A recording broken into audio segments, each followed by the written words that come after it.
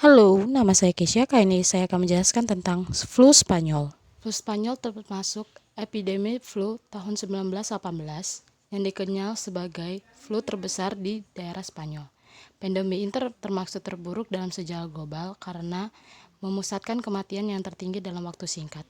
Diperkirakan tingkat kematian akibat flu ini 10-20% dan meluas 50-100 juta orang di dunia. Di Spanyol jumlah kematian mencapai 300.000 korban. Adalah kebanyakan anak muda dan dewasa sekitar umur sampai 20 hingga 40 tahun, serta menyerang hewan seperti kucing dan juga anjing.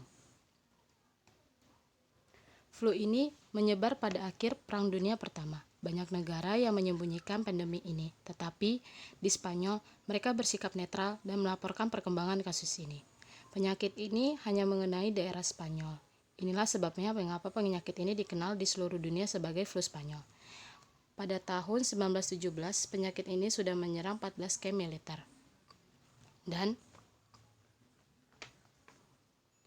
pada tanggal 4 Maret 1918, seorang juru masak bernama Gilbert Mitchell, pada sore harinya dia mengalami demam dan flu dan dibawa ke rumah sakit setelah beberapa jam.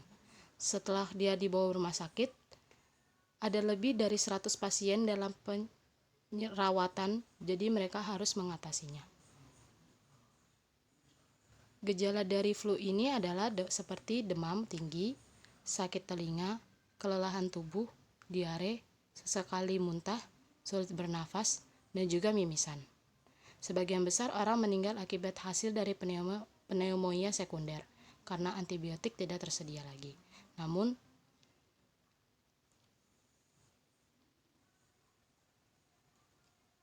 pada tahun 1918, flu sudah menyebar di parit Eropa Barat, dari Prancis ke Inggris dan Italia dan datang ke Spanyol. Bahkan, Raja Alfonso XIII jatuh sakit dan surat kabar Spanyol mengumandangkan penyakit ini. Seperti dilihat dalam grafik ini, sebagian besar kematian jatuh pada dalam minggu ke-13 hingga September hingga pertengahan Desember. Orang dan populasi termiskin menderita akibat flu ini secara khusus. Penyakit ini juga menyerang gubernur seperti Presiden Amerika Serikat, Perdana Menteri Inggris, pelukis Edward Munch, serta Gustav Klimt dan Kalister Guillemot tidak dapat selamat dari penyakit ini. Semua surat kabar mengumpulkan iklan tentang obat ajaib seperti air obat, tonik, dan obat-obatan lainnya. Dokter pada saat itu merekomendasikan aspirin.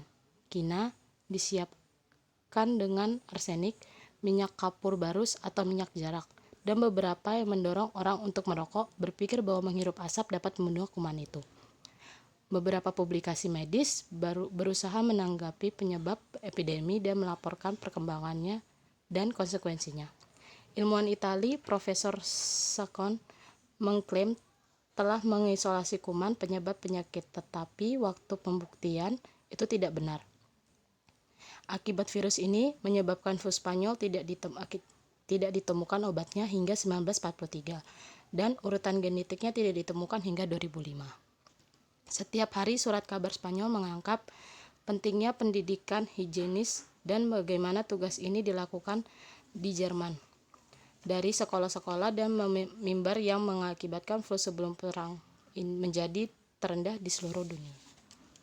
Mereka juga memperingati bahwa pasien tidak mengalami gejala apapun disebut pemulihan dapat menjadi fokus penyebaran epidemi, sehingga mereka merekomendasikan untuk mempertahankan 1 atau 2 minggu lebih masa isolasi. Penggunaan masker kain menjadi wajib bagi semua yang melakukan pekerjaan di publik. Langkah ini direkomendasi kesehatan yang membuat untuk mencegah penyebaran penyakit dengan mudah. Semakin banyak kontak dengan orang, semakin besar kemungkinan mereka untuk memproduksi virus. Pemerintah mulai mengambil langkah pencegahan seperti teater, sirkus, bengkel, pabrik, dan tempat umum didesinfektan dan beberapa acara ditangguhkan. Dilarang mengimpor barang dari Maroko. Orang asing yang memasuki Eropa didesinfektan. Biaya kuliah dan ujian diperpanjang tanpa batas. Gelombang ketiga dan terakhir lebih jinak karena banyak orang yang diimunisasi. memberi pandemi yang terkendali pada akhir musim semi 1919, dan penyakit ini berakhir dengan sendirinya. Pada tahun 1920, virus penyakit ini telah hilang.